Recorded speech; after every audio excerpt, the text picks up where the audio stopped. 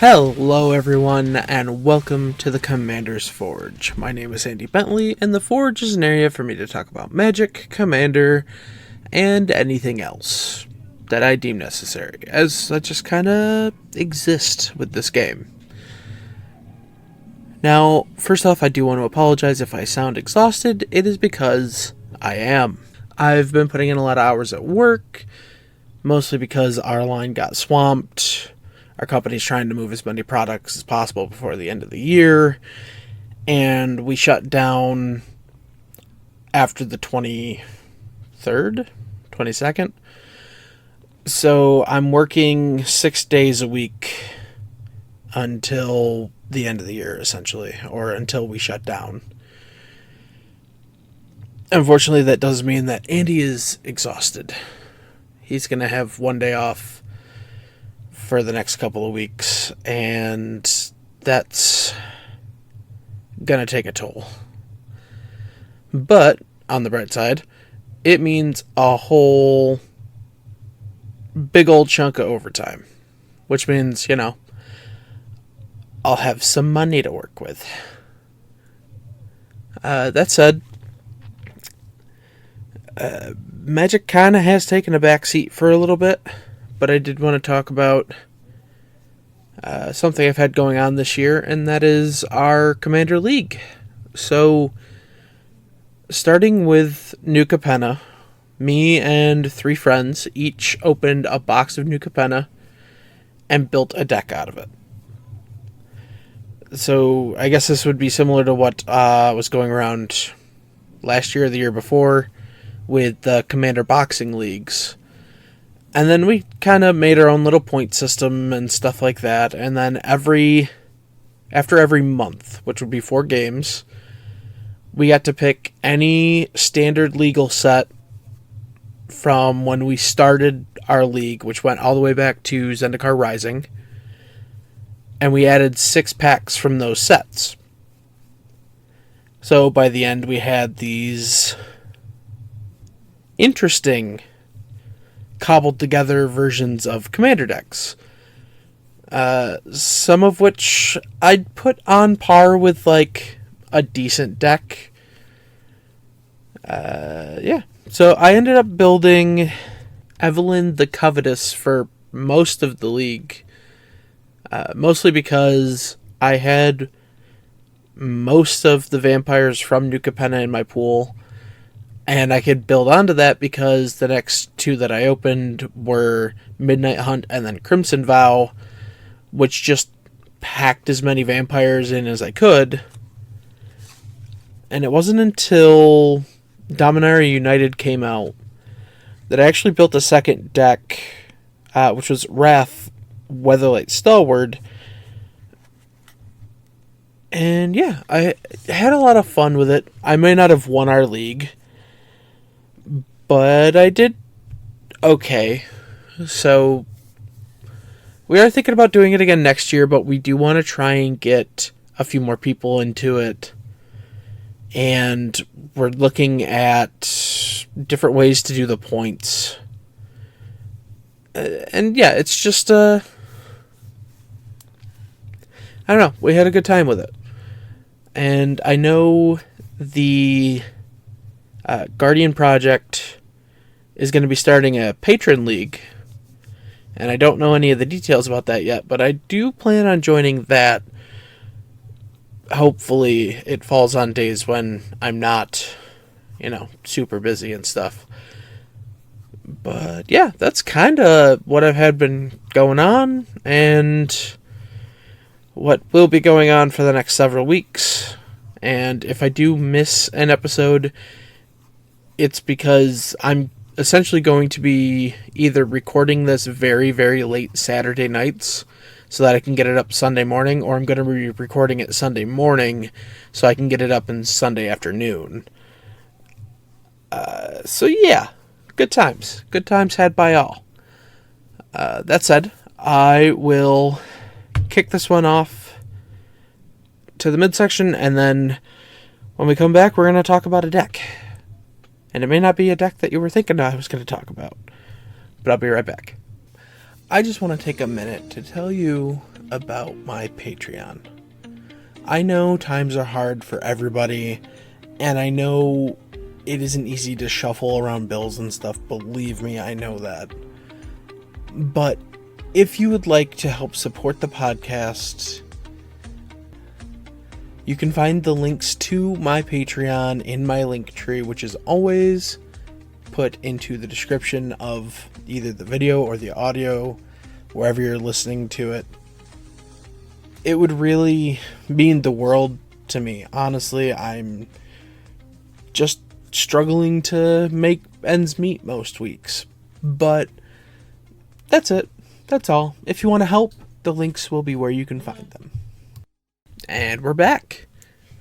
Now, I could talk about the decks that I'm going to build out of the two commanders that I had for my Commander League, but I don't have those lists finalized yet, or what I'm actually going to do with them, but it did lead me into building another vampire. Edgar. Not Edgar Markov. Edgar Charmed Groom. See, I had an Edgar Markov deck for a very long time, and it kind of fell into something I've noticed as a content creator. I don't want to play decks that are immediately going to turn people off of the game. So that deck got taken apart several months ago, actually. But I kept a bunch of the white-black and red-black pieces kind of separated. So now the red-black pieces can go towards Evelyn, and the white-black and black pieces that are a little more on the expensive side can go into Edgar. So Edgar Charmed Groom is a 4/4 vampire noble for 2, a white and a black. He says that other vampires you control get +1/+1, and when he dies, return it to the battlefield transformed under its owner's control. It transforms into Edgar Markov's Coffin. It's a legendary artifact. At the beginning of your upkeep, you create a 1/1 white and black vampire creature token with lifelink, and you put a bloodline counter on Edgar Markov's Coffin. Then, if there are 3 or more bloodline counters on it, remove those counters and transform it back into Edgar Charmed Groom. Now, I noticed with this deck more so than with Evelyn that I wanted to put some of the heavier hitters in here, because Evelyn really cares about vampires entering, so that's where a lot of the cheaper vampires are going to go. So I wanted stuff like Drana, Liberator of Malakir, in this deck. She's a 2/3 vampire ally for 1 black. She has flying, first strike, and whenever Drana, Liberator of Malakir, deals combat damage to a player, put a +1/+1 counter on each attacking creature you control. Because I realized early in brewing this deck that this deck really wanted to be an aggressive style deck. Following that up, we have Miri the Cursed. She is a 2/3 vampire cat for 2 black.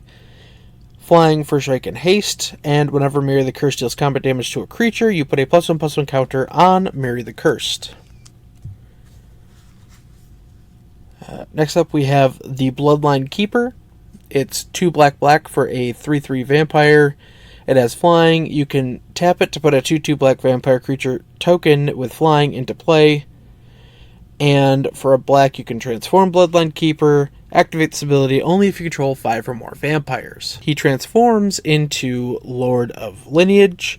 He is a 5/5 vampire with flying. Other vampires you control get +2/+2, and you can tap him to put a 2/2 black vampire creature token with flying onto the battlefield.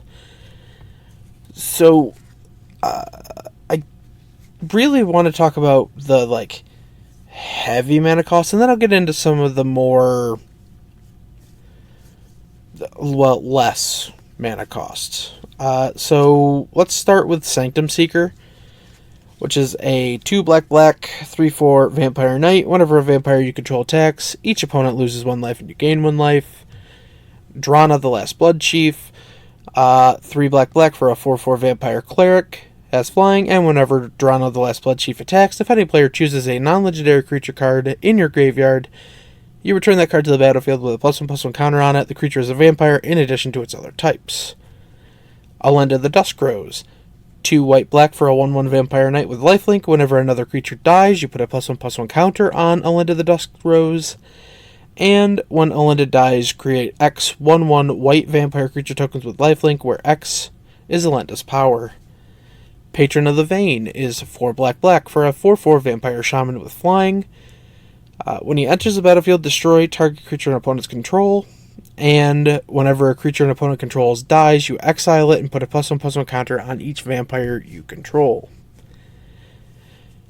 And then to round it out, we have 3 more of these like heavy hitting, higher mana cost vampires. The first one being Vona, Butcher of Magan or Megan. I'm not sure. It's 3 white-black for a 4/4 Vampire Knight with Vigilance and lifelink. You can tap it and pay 7 life to destroy target non-land permanent. Activate this ability only during your turn. So, fun point. Since that just says only during your turn, that does not mean at sorcery speed. You can do that mid-combat. Bloodlord of Vosgoth is 3 black for a 3/3 Vampire Warrior with Bloodthirst 3. And it has flying, and whenever you cast a vampire creature spell, it gains Bloodthirst 3. That means if somebody was dealt damage this turn, specifically an opponent was dealt damage this turn, they enter with 3 +1/+1 counters. And then kind of the big mama of expensive vampires is Necropolis Regent. It's 3 black for a 6/5 vampire. She has flying, and whenever your creature you control deals combat damage to a player, put that many +1/+1 counters on it. Alright, so now let's just get into the good stuff. Just the good things you get when you can run a deck like this. And first up is arguably one of the all-time favorite vampire cards, which is Vampire Nighthawk. 1 black for a 2/3 Vampire Shaman with flying, Death Touch, and lifelink. We have Etchings of the Chosen, which is 1, a white and a black for an enchantment. As it enters the battlefield, choose a creature type. Creatures of the chosen type get +1/+1, and you can pay 1 and sacrifice a creature of the chosen type. Target creature you control gains indestructible till end of turn. Then we have our Legion Lieutenant, a white and a black for a 2/2 Vampire Knight. Other vampires you control get +1/+1. Metallic Mimic. It's 2 mana for a 2/1 shapeshifter. As it enters, you choose a creature type. Metallic Mimic is the chosen type in addition to its other types, and each other creature you control of the chosen type enters the battlefield with an additional +1/+1 counter on it. We've got Mavrin Fane, Dusk Apostle, 2 and a white for a 2/2 Vampire Cleric. Whenever one or more non-token vampires you control attacks, you make a 1/1 white vampire creature token with lifelink. Unfortunately, it does say 1 or more, but more vampires. Adaptive Automaton is 3 mana 2/2 construct. It enters, you choose a creature type. It is the chosen creature type, and other creatures you control of the chosen type get +1/+1. And then I guess I'll just round this out with a card from Brothers War. In the Trenches is 1 white for an enchantment that says creatures you control get +1/+1. So that's a glorious anthem right there.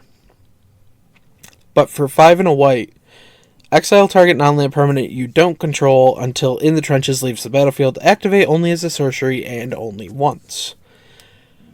So it's a nice little bit of utility. And yeah, so we're just going to play vampires, pump them up, and swing. What more could I ask for? Not sure when I'll get a chance to play the deck that I have built. But that's kind of it. I hope everyone here has a wonderful day, and I will see you next time, and hopefully I'm not super exhausted by then. Thank you for listening. All of my links can be found in my link tree in the description below. I would like to thank Ian Foss and Cody Mulpey of the band The Crypt for allowing me to use music for my opening and ending, along with Nate and Erica Jacobs for making my original logo. And I would also like to thank Christina McNichol for creating my new logo. And I'll see you next time.